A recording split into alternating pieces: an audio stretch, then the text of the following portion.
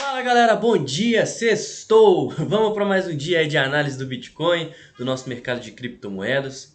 Bitcoin que está seguindo aí consolidado numa fase de acumulação e um rompimento eminente. A gente tem vários cenários aí para estar dando uma olhada. E hoje o nosso principal objetivo vai ser estar dando uma passada aí em algumas notícias e alguns fatos aí bacanas que podem estar influenciando no mundo das criptomoedas e no mercado tradicional, além de fazer uma análise gráfica e sentimental do Bitcoin com uma pegada um pouco mais fundamentalista. Então, vocês estão gostando desse conteúdo que eu estou trazendo aqui todo dia para vocês, né? Essa análise super completa e detalhada, pegando um lado fundamentalista, um lado gráfico, trazendo notícias e tudo mais. Comenta aqui embaixo para mim, compartilhe com quem você acha que vai se interessar pelo assunto.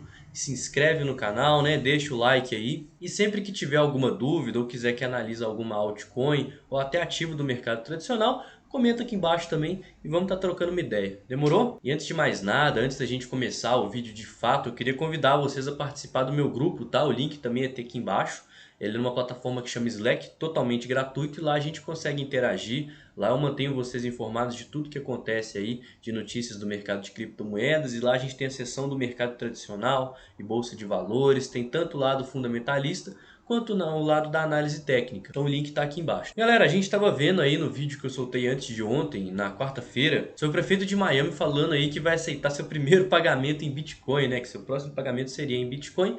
Depois de um tweet lá que estava perguntando quem que será o primeiro prefeito, né? E aí o prefeito de Nova York, né, o Eric Adams, ele já falou que os seus 3 próximos pagamentos vão ser em Bitcoin, né? Então começou uma corrida aí para saber quem que vai ser o prefeito que vai aceitar Bitcoin, né? O primeiro político. Então aqui a gente consegue ver o Francis Soares, né? Que ele é adepto ao Bitcoin, já foi em várias aí conferências e palestras e tudo mais. E aqui é o tweet dele, que a gente comentou lá na quarta-feira, eu vou deixar aqui em cima no card para vocês estarem conferindo, respondendo aí que ele vai ser o primeiro político a aceitar o salário em Bitcoin, né? Não satisfeito, né, o Eric Adams, ele acabou respondendo aqui que, olha só, em Nova York, nós sempre seremos grandes, né? Sempre estaremos à frente, sempre visamos assim para frente. Então por isso eu vou aceitar os meus primeiros 3 pagamentos em Bitcoin quando eu virar o prefeito de Nova York. Aparentemente ele foi eleito, né? Ele é o prefeito eleito, mas ainda não assumiu o mandato. Mas que é uma notícia bacana, né? Como eu comentei com vocês no vídeo lá de quarta-feira, esse tipo de fato traz maior visibilidade para o mundo de criptomoedas e uma maior aceitação dele no cenário tradicional, que é uma coisa muito legal, né? E falando de Taproot, pessoal, enquanto tiver o Taproot ele não passar, eu vou falar dele aqui todo dia para vocês não esquecerem, demorou? Atualização de privacidade do Bitcoin, eu também comentei no vídeo de ontem, vou estar deixando aqui em cima para quem não viu, vale a pena conferir, tá? A gente teve uma pegada mais fundamentalista, falamos aí de vários fatos, e estão faltando aproximadamente 9 dias, né? 1321 blocos para essa atualização acontecer.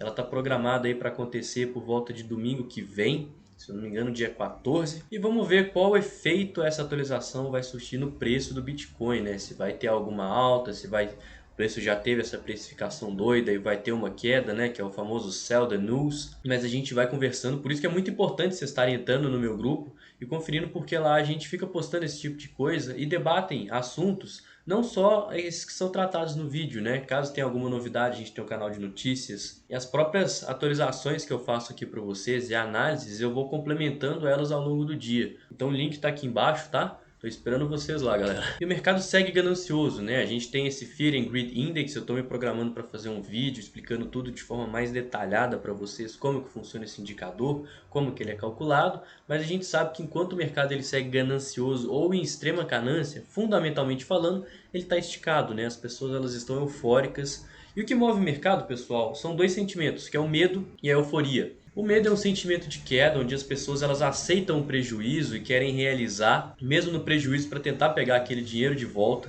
Isso faz com que o preço ele fique bem abaixo da média, barato para aquele ativo, e gera ótimas oportunidades para a gente. Assim como o mercado em extrema ganância, a gente tem várias pessoas comprando e acreditando que aquele preço que já subiu para caramba vai continuar subindo e vai começar a dar dinheiro para elas de forma infinita.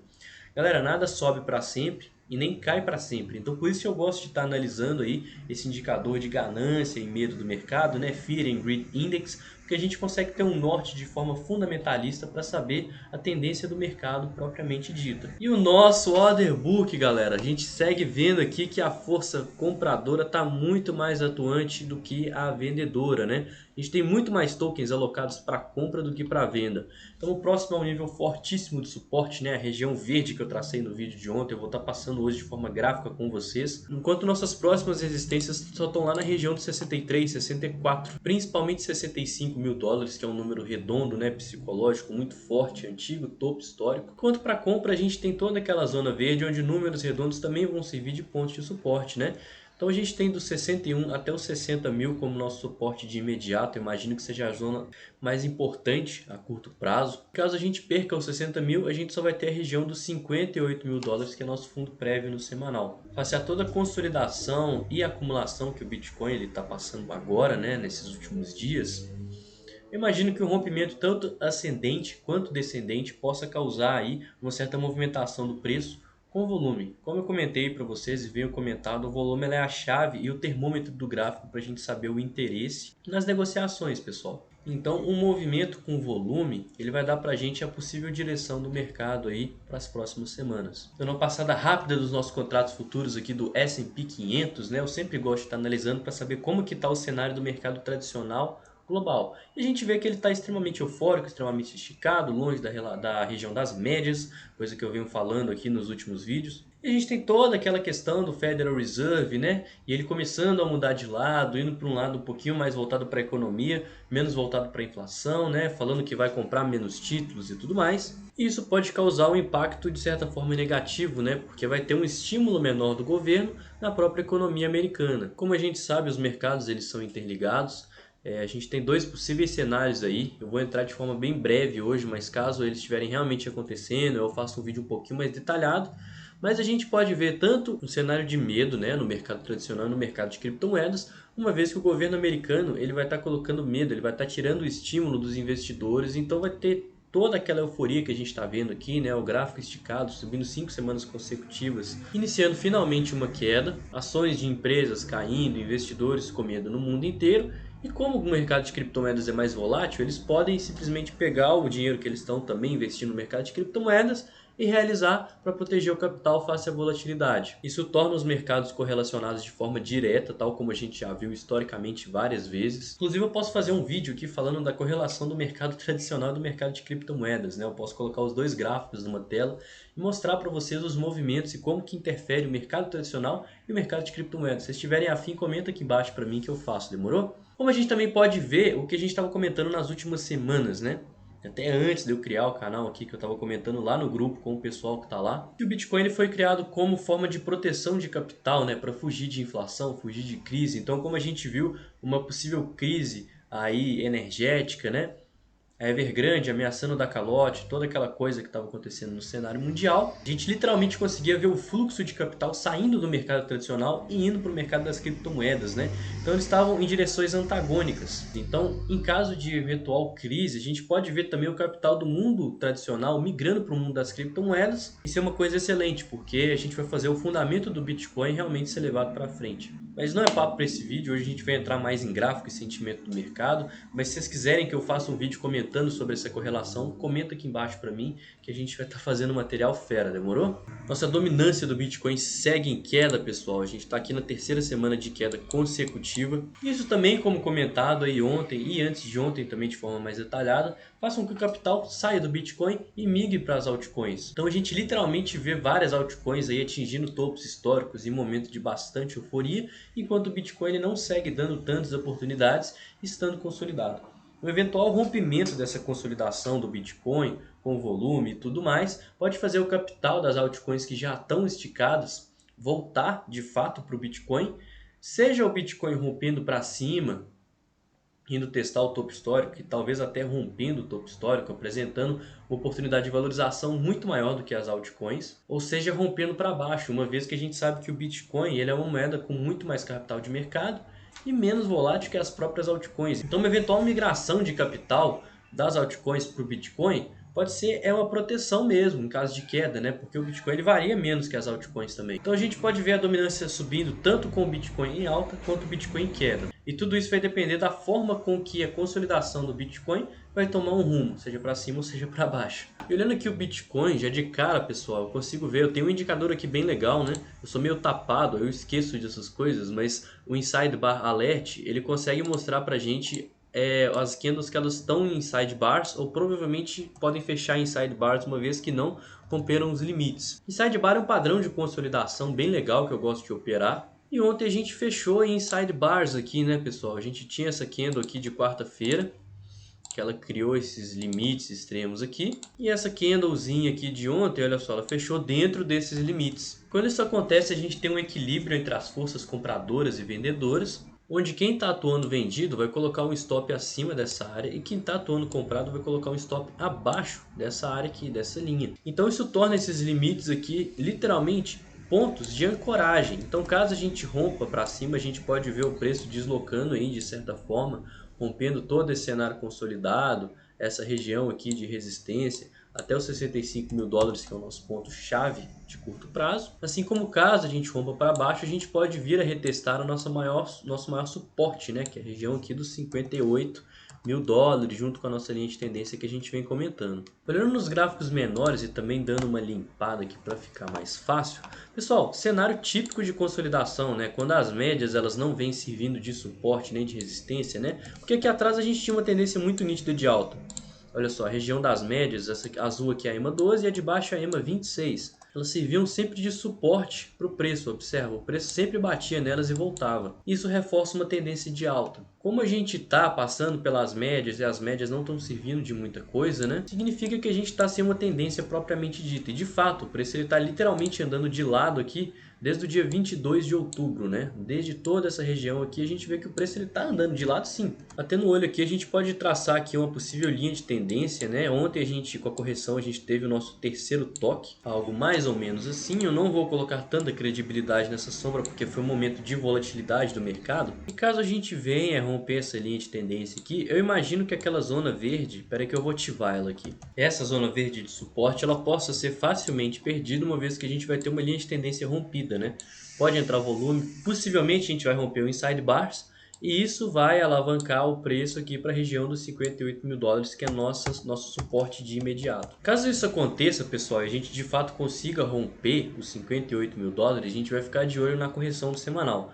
Ontem eu comentei com vocês de forma bem breve, né? Eu vou dar um pouquinho mais de detalhes hoje para vocês entenderem. Mas aqui no gráfico semanal a gente tem uma série de fatores aqui para serem levados em consideração caso a gente perca essa mínima aqui dos 58 mil dólares, que é onde vão estar ancorados vários stops e várias pessoas vão tentar comprar aquilo ali. Caso isso não dê certo e o preço siga caindo, né? A gente vai ter uma região aqui que vão ter topos e fundos prévios. A gente tem um topo aqui, a gente tem um outro fundo aqui, a gente tem um fundo mais ou menos aqui, a gente tem um fundo aqui nessa região também. A gente tem a nossa região aqui das médias, pessoal. E se a gente traçar a ferramenta aqui de retração de Fibonacci, a gente vai ver que essa região está entre os níveis de 382 e 618. Então, olhando tudo isso, né, a região das médias, a região aqui de Fibonacci, né, topos e fundos prévios, a gente vai ter algo mais ou menos assim.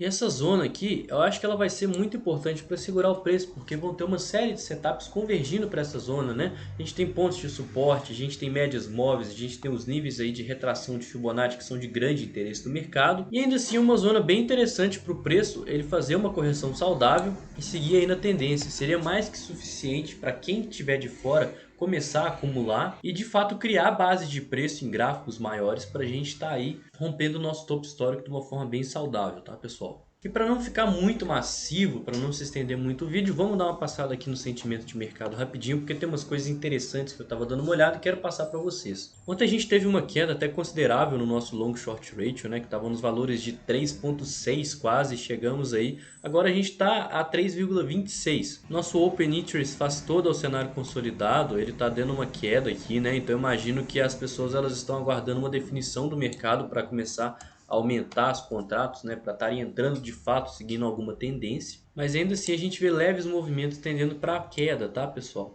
Ou seja, contratos sendo abertos para queda. A gente tem aqui um movimento de baixo no gráfico enquanto o nosso open interest subia.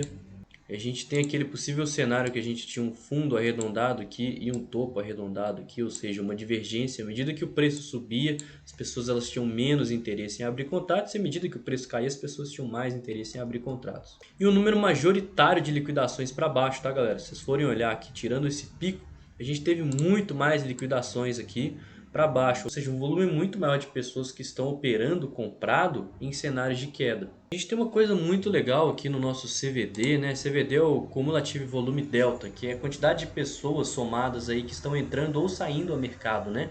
A gente tinha um cenário típico aqui do nosso Long Short Ratio subindo e nosso CVD diminuindo, ou seja, a quantidade menor de pessoas de fato atuando no mercado, como eu venho explicando aí nos vídeos anteriores. Mas a gente viu de fato um certo repique acontecendo aqui no CVD enquanto o nosso Long Short Ratio caía.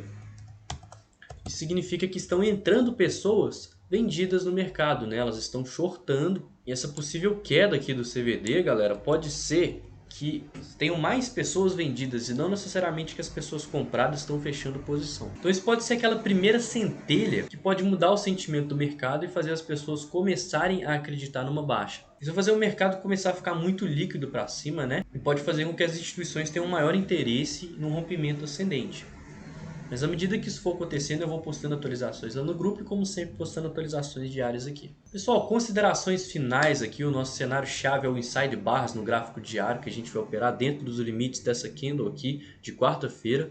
Muito de olho nessa linha de tendência traçada, tá? Eu acredito que caso a gente rompa aí e de fato rompa aqui a região dos 58 mil dólares, essa zona verde aqui ela vai ser muito interessante. Assim como caso a gente rompa para cima, a gente tem uma acumulação aqui bem legal. De fato até criou base de preço e pode fazer o Bitcoin acompanhar a euforia do mercado e vir retestar o topo histórico. Nesse caso, as pessoas que estão muito compradas, elas vão querer fazer algum tipo de parcial, né? Não só para baixar o preço médio, mas para garantir lucro. Assim como as pessoas que estão sem nenhuma posição, vão aproveitar a acumulação, utilizando o risco-retorno bastante favorável aqui próximo a essa base, dessa linha de tendência e tudo mais, aguardando um rompimento ascendente. Ou caso elas estão sem posição e acreditando na queda, elas vão aguardar um eventual rompimento e um cenário um pouco mais extremo, né? Um possível volume entrando aqui à medida que o preço cai. A nossa zona verde aqui que provavelmente vai servir de suporte. E os indicadores um pouco mais extremos, né? A gente consegue ver pelo RSI Levels que pode ser que bata a sobrevenda aqui na região dos 58 mais uma vez, mas que um eventual rompimento dela pode fazer a sobrevenda ficar muito mais extrema, estando aí em convergência com essa nossa zona verde, né, que é a zona aí de correção no gráfico semanal. Tudo que eu analiso aqui, pessoal, são estudos de probabilidades, tá? E eu sempre busco operar em lugares onde o nosso risco-retorno é extremamente viável e favorável. Para mim, a chave da operação e dos investimentos é você gerenciar o risco para caso você seja estopado, você perca muito pouco e ainda assim tenha a tendência e todas as probabilidades ao seu favor. Então o vídeo de hoje foi esse, eu espero que vocês tenham gostado de verdade.